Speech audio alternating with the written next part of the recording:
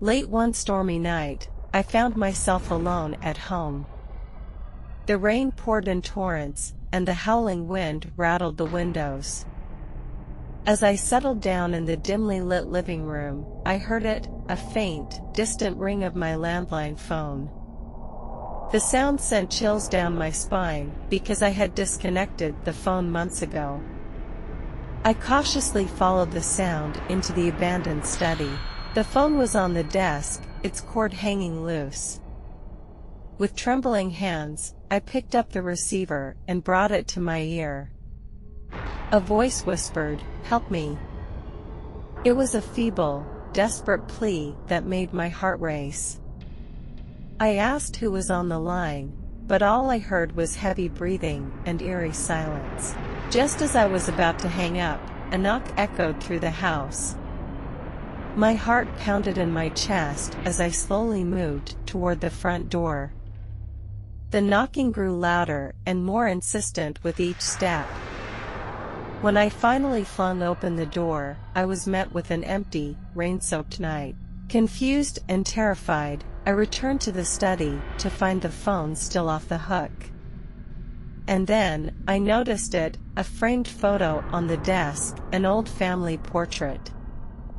As I stared at it in disbelief, I realized the horrifying truth. The person in the photo was me, and I was the one who had whispered, "Help me," on the phone. I had been communicating with my own voice from the past, trapped in a terrifying time loop, forever seeking help.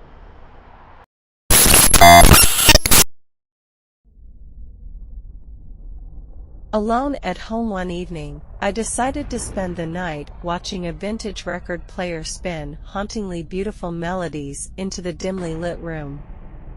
The music, a gift from my late grandmother, always brought a sense of comfort.